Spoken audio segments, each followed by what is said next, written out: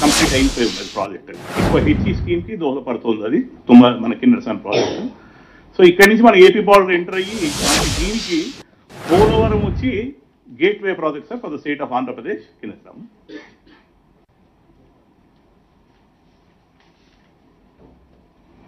ఇది Polavaram project sir. Polavaram project 2009లో 484.5 టీఎంసీల కొరకు ఆల్రెడీ టీఎస్సీ అప్రూవల్ ఇచ్చింది, 95th టీఎస్సీ.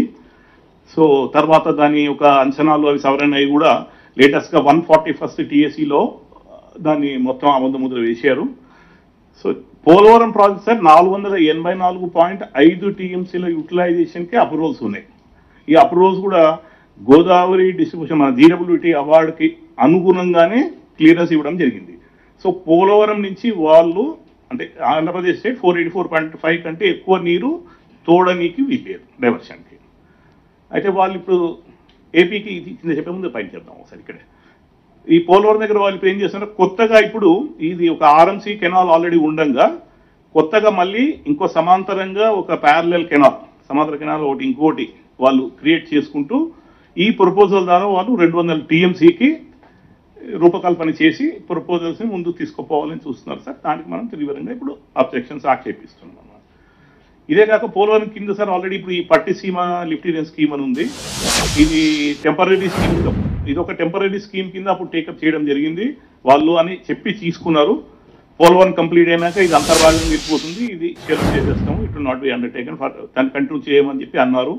దాని కింద మనకి ఇంకా చూస్తే సార్ చింతల్పూడి ఎల్ఐఎస్ అని ఇది కూడా ఫ్లడ్ బేస్డ్ వాటర్స్ మీద తీసుకొని ఆర్ఎంసీని దాటుకుంటూ అది వెళ్ళి నాగార్జున సాగర్ లెఫ్ట్ కెనాల్లో ఇది వెళ్ళి పడి అక్కడ ఆయకట్కి సర్వ్ చేస్తుంది సార్. 32 టీఎంసీలు వాళ్ళు ఏపీ వాళ్ళకు ఉంది అని చెప్పి వాళ్ళు చెప్తున్నారు, మనం అది ఆక్షేపిస్తున్నాం ట్రిబ్యునల్లో.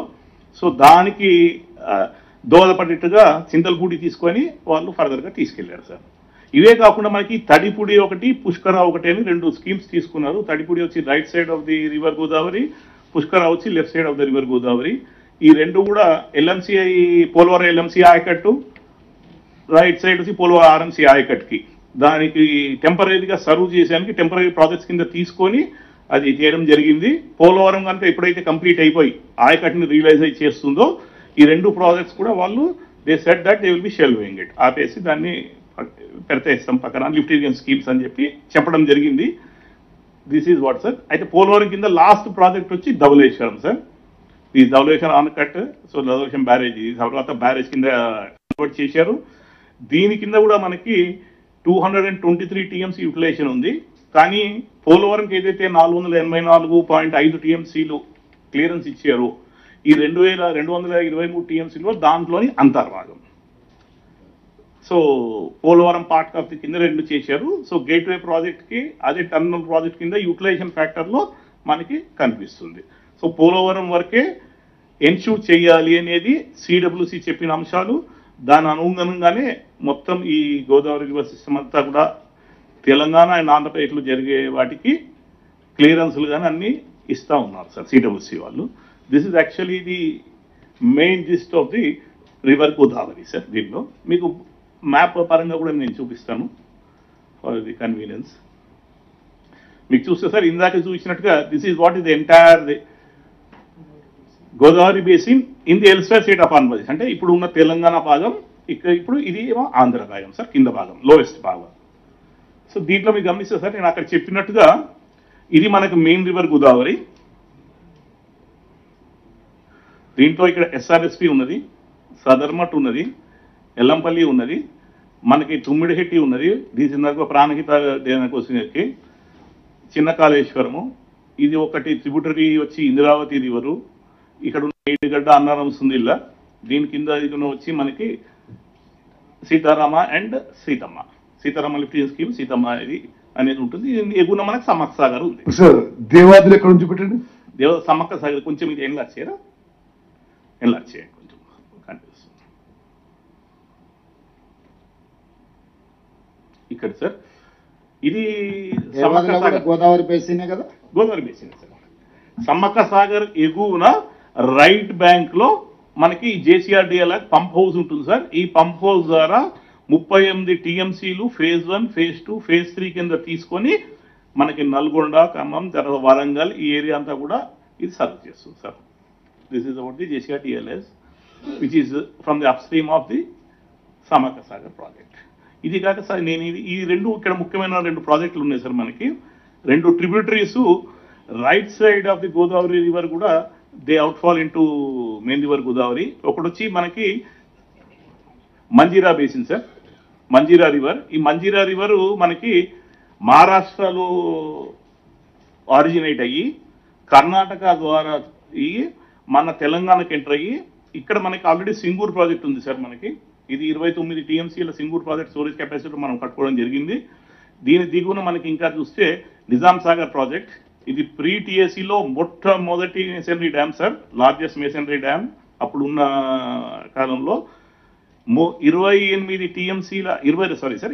టీఎంసీల స్టోరేజ్ కెపాసిటీ తోటి నిజాం సాగర్ 1931లో కంప్లీట్ చేయడం జరిగింది. ఇది ఇప్పుడు మనకి సిల్టేషన్ మూలాన 11 టీఎంసీలకి పడిపోయి ఇప్పుడు మనకి 16 టీఎంసీ. దీన్ని మళ్ళీ మనం కొంచెం అడిషనల్గా హైట్ పెంచుకొని అవన్నీ కూడా చేశాము. దాంతో ఇప్పుడు ప్రస్తుతానికి 16 టీఎంసీల స్టోరేజ్ అని ఈ నిజాం సాగర్ ఉన్నది సార్. ఇక్కడ మనకి 58 టీఎంసీల యూటిలైజేషన్ మనకి అవార్డు ప్రకారం అగ్రిమెంట్ పరంగా కూడా ఆల్రెడీ మనకి రైట్స్ ఇవ్వడం జరిగింది సార్. ఇది సంగతి. ఇక్కడ వచ్చి మానేరు సార్. నెక్స్ట్ మానేరులో upper Maneru medium project it was again pre TSC. ఈ 2 ఇంపార్టెంట్ స్టోరేజెస్ మనం ఇప్పుడు కట్టుకోవడం జరిగింది సార్. ఒక్కొక్కటి 25 టీఎంసీల స్టోరేజ్ కెపాసిటీ. ఇవి కూడా ఫ్లడ్ ఫ్లో కెనాల్ SRSP2 వాటిలో అంతర్భాగంగా వీటిని టేకప్ చేస్తూ మన స్టోరేజ్ బ్యాలెన్సింగ్ రిజర్వాయర్స్ కింద చూసుకొని చేసుకుంటూ వీటి ద్వారా మనం ఇక్కడంతా ఆయకట్ని ఇవ్వగలుగుతున్నాం సార్. మొత్తం గోదావరి బేసిన్లో సార్ మనకి 66 లక్షల ఎకరాలు మనకి గోదావరి బేసిన్ ప్రాజెక్ట్స్ ద్వారా మనకి పారేటట్టుగా దానికి రియలైజ్ అయ్యేటట్టుగా మనం అన్ని ప్రాజెక్ట్స్ని రూపకల్పన చేసుకొని గ్రౌండ్ అయి ఉన్నాయి సార్. టీఎంసీలు మన 968 టీఎంసీ మనకి మొత్తం ఎంటైటిల్మెంట్ సార్. 946 టీఎంసీల హైడ్రాలిక్ ఆల్రెడీ మనకి వచ్చి ఉన్నది. 873 టీఎంసీల టీఎస్సీ క్లియరెన్స్ ఆల్రెడీ మనకి వచ్చి ఉన్నది సార్. ఈ బ్యాలెన్స్ ఏదైతే మనకు 70 టీఎంసీలు ఉందో దాంట్లో 46 టీఎంసీలు వచ్చి మనకి సమ్మక్క సాగర్ రూట్ వచ్చేది ఉన్నది. 20 టీఎంసీలు వచ్చి తుమ్మిడిహెట్టి ఉన్నది సార్ మనకి. ఇప్పుడు ఆ తుమ్మిడిహెట్టి మనము రివైవల్ చేస్తామో వారదాన్ని కంటిన్యూ చేస్తామని డెసిషన్ చెప్తే దాన్ని కూడా మనం డిపిఆర్ సబ్మిట్ చేసుకొని మనం టీఎస్సీ క్లియరెన్స్ తీసుకోవచ్చు. కానీ ఆ రెండింటికి కూడా మనకి హైడ్రోజన్ క్లియరెన్స్ ఆల్రెడీ వచ్చి ఉన్నాయి సార్.